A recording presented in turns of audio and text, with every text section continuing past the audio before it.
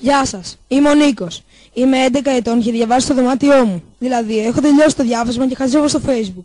Έχω πολλούς φίλους στο Facebook. Μου αρέσει να γνωρίζω άτομα και να κάνω νέους φίλους. Αυτή τη στιγμή ανεβάζω στο Facebook κάτι νέες φωτογραφίες από την εκδρομή του σχολείου με τους φίλους μου. Είναι πολύ cool. Νίκο, έχει περάσει η ώρα. Πρέπει να πληθείς και μετά να έρθεις για φαγητό. Είσαι όλο το απόγευμα στο δωμάτιό σου με τον υπολογιστή. Έλα επιτέλους.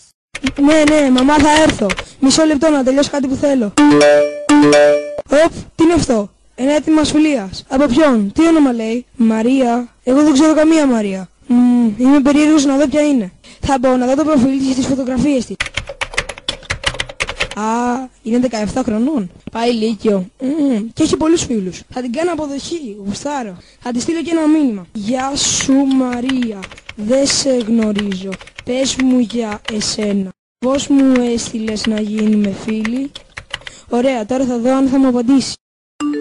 Οπ, ήρθε η απάντηση.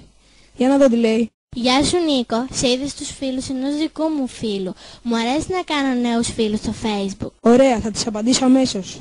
Και εμένα μου αρέσει να κάνω νέους φίλους στο Facebook. Μαρία είναι το πραγματικό σου όνομα? Όχι, το πραγματικό μου όνομα δεν είναι αυτό. Δεν ξέρω. Να σου πω το πραγματικό μου όνομα. Ναι, καταλαβαίνω. Ξέρεις, επειδή οι γονείς μου δεν με αφήνουν να μπαίνω στο Facebook, μπορείς να μου δώσεις τη διεύθυνση του email και τη διεύθυνση του σπιτιού σου για να επικοινωνήσουμε? Δεν ξέρω. Νομίζω ότι δεν πρέπει.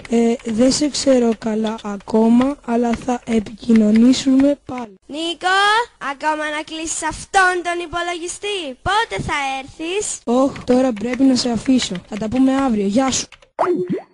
Γεια σου Κώστα. Γεια, τι γίνεται? Άστα, πού να στα λέω ρε μεγάλε. Τι, έγινε τίποτα? Χθες έγινα φίλος στο Facebook με κάποια που τη λένε Μαρία. Και είναι 17. Wow, τι λες τώρα? Ναι, αυτή μου έστειλε έτοιμα φιλίας. Και πώς σε γνώριζε? Είπε ότι με είδε στη λίστα φίλων ενός φίλου. Σε ποιον ρώτησες? Όχι, αλλά δεν έχει σημασία. Τώρα θέλω να της δώσω το email και τη διεύθυνση του σπιτιού μου, γιατί δεν μπορεί να συνδέεται πολύ στο Facebook και με αυτόν τον τρόπο θα με βρίσκει και θα επικοινωνούμε καλύτερα. Ωχ Νίκο, δεν ξέρω, αλλά δεν μου αρέσει αυτό. Δηλαδή, τι θέλεις να πεις? Ξέρεις, δεν πρέπει να δίνουμε τα προσωπικά μας στοιχεία σε αγνώστους στο ίντερνετ. Και έτσι όπως μου τα λες, μου φαίνεται πολύ περίεργο. Λέω να ρωτήσουμε τον κύριο των υπολογιστών να μας πει τη γνώμη του. Τι λες ρε, τρελάθηκες? Γεια σας παιδιά, τι κάνετε? Καλά κύριε, αλλά έχουμε ένα πρόβλημα. Δηλαδή ο Νίκος. Τι έγινε Νίκο? Τίποτα κύριε, ο Κώστας τα παραλέει. Κύριε, ο Νίκος έκανε μια άγνωστη φίλη του στο Facebook και τώρα αυτή του ζητάει να της δώσει τα προσωπικά του στοιχεία, το email και τη διεύθυνση του σπιτιού. Ω Νίκο, αυτό είναι πολύ σοβαρό. Όλοι ξέρουμε ότι δεν δίνουμε τα προσωπικά μας δεδομένα σε αγνώστους. Κύριε, μου είπε ότι τη λένε Μαρία και είναι φίλη ενός φίλου μου. Ναι, αλλά δεν μπορείς να ξέρεις ότι αυτό είναι το πραγματικό της όνομα. Στην πραγματικότητα δεν μπορείς να ξέρεις τίποτα για αυτήν. Για παράδειγμα, μπορεί να είναι μια ομάδα κακοποιών που χρησιμοποιούν τη φωνή από ένα κορίτσι για να σε παγιδεύσουν. Εσένα ή την οικογένειά σου. Έχουν αναφερθεί από την αστυνομία πολλές περιπτώσεις όπου άγνωστοι βρίσκουν προφίλ ανηλίκων στο Facebook και με διάφορα ψέματα ή και εκφοβισμό αποσπούν πληροφορίες, φωτογραφίες και άλλα στοιχεία με σκοπό να κάνουν διάφορες απάτες. Οι απάτες αυτές μπορεί να είναι εκβιασμός, ότι θα δείξουν στους γονείς σας ή σε όλο το σχολείο φωτογραφίες που σας ανάγκασαν με ψέματα να τους στείλετε.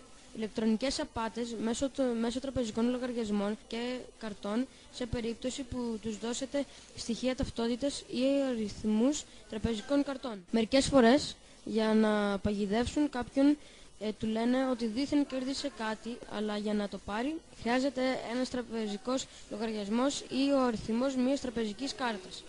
Πάντως, σε καμία περίπτωση και για κανένα λόγο να μην δέχεστε να συναντιέστε με τέτοια άτομα.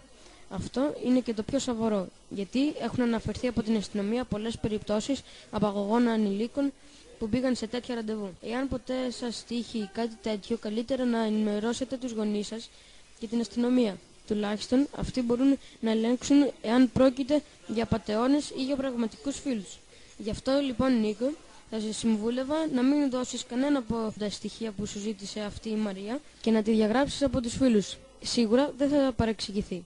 Και με την ευκαιρία θα ήθελα να σου θυμίσω ότι παράνομα έχεις λογαριασμό στο Facebook, αφού το ίδιο το Facebook δεν επιτρέπει σε χρήστες μικρότερους από 12 ετών να έχουν λογαριασμό σε αυτό.